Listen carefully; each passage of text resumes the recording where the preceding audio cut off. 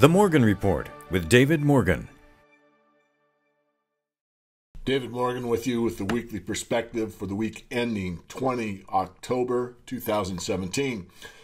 First article up is from CNBC, Basis the World Economy. Headline reads, China's central bank just warned of a sudden collapse in asset prices.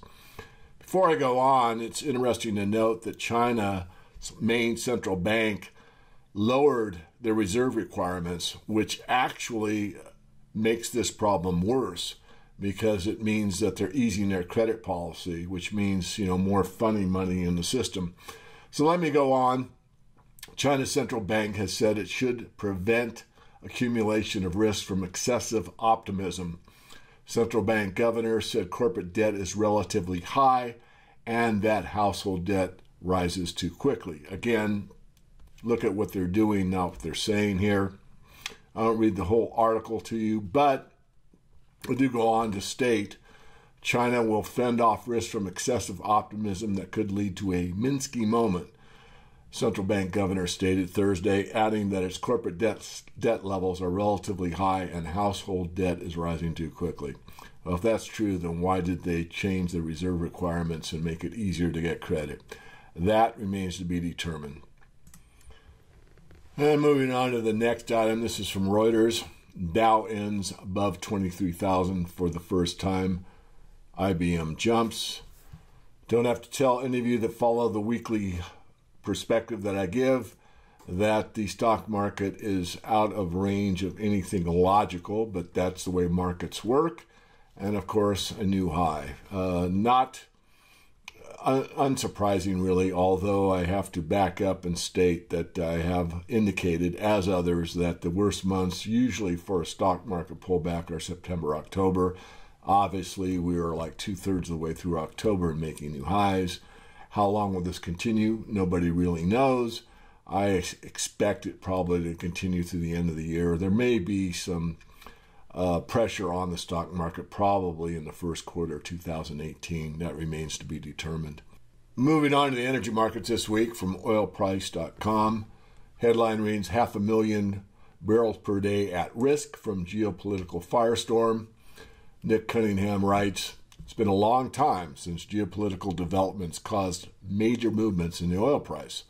But the escalating tension between the United States and Iran, combined with the sudden military clashes in Iraq, have pushed geopolitical risk back on the agenda for the oil market. Geopolitical risks to the oil market have continued to intensify, Goldman Sachs wrote in an October 17th research note. In addition to Iraq and Iran, the decline in Venezuela's oil production appears to be accelerating, while the resurgence in output from Libya and Nigeria continues to be fragile. There remains high uncertainty on the potential impact of these new tensions on the oil market. Something to be mindful about. Continuing in the energy sector, this is from UPI, BHP Billington exiting U.S. shale. The shale market really is very marginal. Most companies, if you really study their balance sheet and income statement, not just their cash flow, but the reality of whether they're making money or not, in almost all cases they are not. This was Thursday. Australian mining and energy giant BHP Billington said it was on course to leave U.S. shale behind, but kept production expectations for next year unchanged. I won't read the whole article. Obviously, the bigger players see what the reality of the shale situation is, and they are going to improve their balance sheet by getting rid of that part of their business. And continuing on with other financial news, the bond yields are moving up again, which is, of course, giving a boost to financial stocks. A rising stock-bond ratio shows that money is rotating from treasuries into stocks. I went through this. Greg Manarino has pointed this out, and I confirmed it. Not that I needed to confirm Greg, but nonetheless, the rotation continues. We spoke about this in one of my recent interviews, and should be on this podcast on an earlier date. It's also interesting to note that the index of foreign stocks is rising faster than the United States, which means the emerging markets are doing quite well. Lots of optimism, as I said earlier in this weekly perspective. Nothing seems to be slowing down the stock market whatsoever at all. We got a new high in the Dow. The emerging markets are outperforming the U.S. markets on the small caps, and everybody seems to be very, very happy regardless of what the physical economy is actually showing us at this time. And finishing up with precious metals, as I do almost every week, this article is from Steve St. Angelo, SRS Rocket Report. Very well written article and something that I've harped on, and he does an excellent job in my view. The fragile gold industry, gigantic equipment, massive capital expenditures, and rising costs. I won't read the whole thing, but I will spend some time here. He talks about one of the newest gold mines put in production in the Dominican Republic, 60% owned by Barrick, 40% by Goldcorp, two stalwarts in the mining industry, or the gold mining industry. A whopping $3.7 billion to build it. If you read the article carefully, they're giving you a cash cost of like $564 an ounce, which does not take into account the capital costs, which are $3.7 billion. The life of mine is about 15 and a half years, I believe.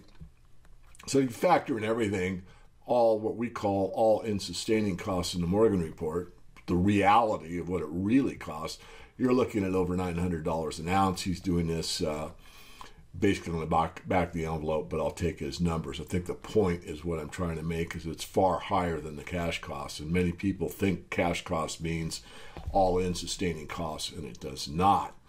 He goes on to talk about the equipment, the amount of water used, the amount of natural resources that are required to keep this thing going, and shows you some pictures of, some of the equipment that are used. And then he talks about how the oil price affects the mining sector. Of course, the oil price affects everything because almost everything on the planet requires energy in some way, shape, or form.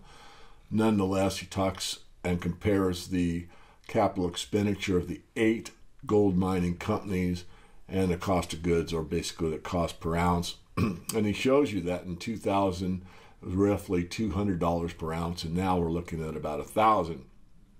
Right now, in a lot of gold situations, we're very close to the all-in sustaining costs at the price of gold right now, which is roughly $1,280 or so. So there isn't a lot of margin in a lot of these companies when you look at the all-in sustaining costs. And so he finishes up by saying, lastly, gold mining industry needs vast amounts of minerals, parts, energy, as well as a very complex supply chain to produce the precious metal. If one part of the supply chain breaks down, then it becomes extremely difficult or impossible to produce gold.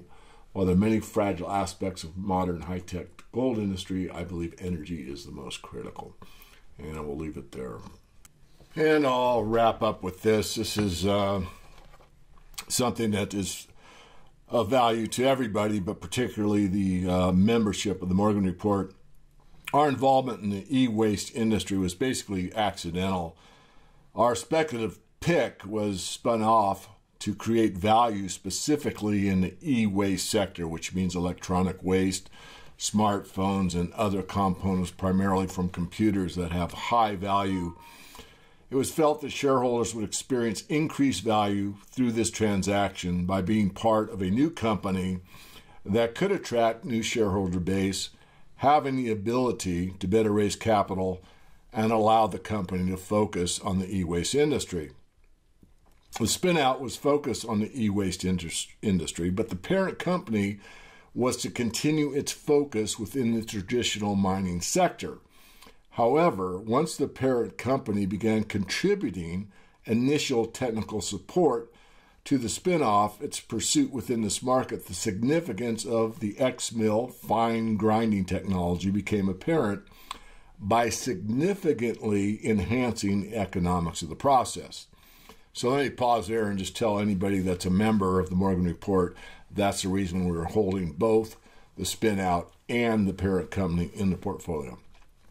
Once the benefits of the X-mill were validated, a strategic global partner felt it necessary for the inclusion of the X-mill altogether with our original engineering and fabrication expertise. In other words, the parent company has some expertise that this global partner, who is significant, Fortune 500 and a conglomerate wants to participate in. This led to the formation of a joint venture between the parent company and the spinoff for an ongoing e-waste opportunity. So I'll leave it at that for on the mining sector. As far as where I'm going over the next few months, let me just bring that up and verbalize it. So next week, early, I'll be leaving for New Orleans, and I'll be at the 43rd Annual New Orleans Gold Conference. I will be a keynote. You can check the website, neworleansconference.com, for all the speakers that will be there. If you do come, certainly drop by. I will not have a booth, but I'll be wandering the halls, and I will obviously be on stage and on panels and discussion groups, and I'll have a table after my keynote to meet and greet. So if you've got a book, any of them, the first one I wrote, the Silver Manifesto or Second Chance, just if you want to, just bring them along, and I'll be happy to sign them for you. If I have time to sit down and chat for a while, I will. There is specific times that I'll do that, specifically after my keynote. I think we've allowed, I don't know what it is, 20 minutes or so, but usually I'll just go on as long as someone is interested in asking me questions or having a dialogue. And after I return from the New Orleans show, which, by the way, I didn't give the dates, but it'll be the 24th, 25th, 26th of October, I will catch my breath, catch an airplane, and go down to Melbourne, Australia for the Precious Metals Investment Symposium. This is the 8th annual. I'll be a keynote there as well. I will be there actually early. I'll be there on the 6th. I'll be speaking on the 9th and the 10th. Again, if you're so inclined, come by and speak with me. There'll be quite an interesting discussion among Eric Sprott, myself, and others, and a lot will be surrounding the cryptocurrency situation as well as the mining sector. So, of course, you're welcome to that. Obviously, not too many are going to be flying to Australia, but I do have a following in Australia, and I just want to make everyone aware of that. And lastly, the Silver and Gold Summit that has been taking place annually for a very long time will be hosted in San Francisco again. I will be there. I will have a table. Certainly, again, come by if you're so inclined. Bring a book or books if you have them both, and I'll be happy to sign them for you. And obviously, I have time. We can certainly carry on a dialogue. It is here on this description and on this video. And it's November 20th and 21st, again at the Hilton Union Square in San Francisco, California. And finally, a bit of an advertisement. This is something that we have done a few times in the past. It is using gold and silver for cash flow. And many have questioned, is this legit? The answer is absolutely 100% yes. This is something that the bankers do constantly, using delta hedging or getting the spread or eating the contango. There's lots of ways to frame it. Basically, they just make a small percentage, like 1% every month to 2%, which is, between 12 and 24% a year, just by what they do in the futures market. You can do the same thing. In fact, I built a small ad that talked about Beat the Bankers, and it goes through this. This is a free webinar, and it's for all serious investors. And I suggest, whether you are interested in using derivatives or not, that you at least attend it so that you can get a better feel for what's really going on in the derivatives markets and how you can basically play their game against them and profit. Who isn't it for? It's not for someone that's a stacker only, believes in absolutely nothing but physical metal, and there are those out there. Don't waste your time. For those that have a net worth probably less than, I'd say 50,000 or less, really it's not. I mean, this does take some capital to get involved, and I think the idea is you pay a fee to learn the process. The webinar is free, but if you decide to come on board, there is a fee involved, and I think you pay 1/3 of it, and after you've made $100,000 using this methodology, then you pay the last 2/3, something like that. The details are given, and Lastly, if you don't want, again, anything in the paper market, certainly you can just save your time. But as far as, I wouldn't put my name on it. We vetted it. In fact, I'm involved at the higher end. They have about a 3-tier structure, and I'm at the top tier. I actually meet on the web with the top tier group and go through some specifics on my work with them. So, and I've been to London and met and greeted several that are here. All the feedback I've gotten from anybody that has joined this program has all been positive. So I just want everyone to understand that, I'm not putting this out there because it sounds good. I'm putting it out there because it is good. And that will conclude the weekly perspective for this week. Next week, it may be a little delayed due to the fact that I'll be returning from the Gold Show in New Orleans, but I'll report not only on the financial news, but I'll probably make some commentary about the New Orleans Gold Show.